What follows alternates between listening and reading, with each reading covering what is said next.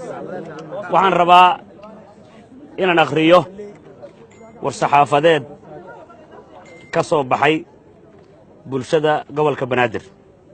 caawa oo ay taariikhdu tahay 20-ka bisha 1aad ee Janaayo 2018 ujeeddo war murtiyeed ka soo baxay bulshada gobolka banaadir kadib markii dadweynaha Soomaaliyeed ee ku nool gobolka banaadir ay dawladda federaalka ay ka waayeen xuquuqdii dastuuriga ahayd iyo matalaadii ay lahaayeen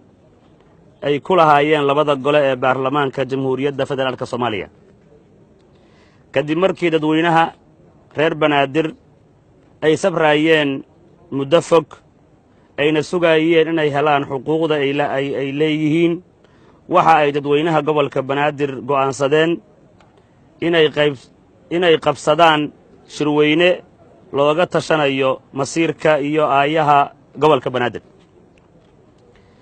waxaa shirweynahaas ka soo qayb galay xubno matalaya 3 milyan iyo barka muwaadin ee ku nool gobolka banaadir oo isugu jira golayaasha degmooyinka iyo qaybaha kala duwan ee bulshada haddaba dood dheer kadib waxaa shirweynahaas ka soo baxay qodobada soo socda 1 laga bilaabo caawa oo ay taariikhdu tahay 20-ka bisha 1aad 2018 waxa ay si ku meel gaara u doorteen gudoomiyaha gobolka banaadir ahna duqa magaalada muqdisho mudane taabid cabdi maxamed inuu noqdo 2 sano ee soo socota inuu hayo 2 sano ee soo socota xilka gudoomiyanimo ee gobolka banaadir ahna duqa magaalada muqdisho qodobka labaad muddadaas 2 sano ah ee ku meel gaarka waxaa lagu diyaarin doonaa shuruucda rasmiga ahayd ee lagu dhisi lahaa golaha deegaanka gobolka banaadir number 3 muddadaas 2 sano ah waxaa laga sii shaqayn doonaa maqaamka gobolka banaadir si bulshada Soomaaliyeed ee ku nool gobolka banaadir ay u hesho xuquuqda dastuuriga ah ee ka maqan 4 waxaa sidoo kale la dardargelin doonaa muddadaas 2 sano ah isku duubnida iyo midnimada bulshada ku nool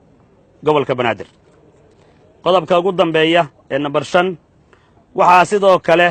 laga sii shaqaynayaa horumarinta adeegyada dadweynaha sida nabadgelyada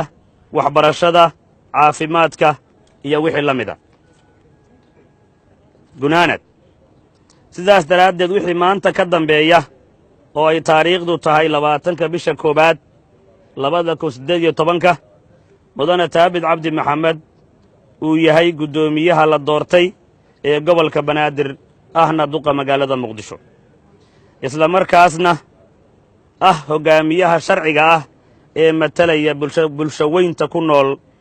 gobolka banaadir laga bilaabo caawa gudoomiyaha gobolka banaadir ahna duqa magaalada muqdisho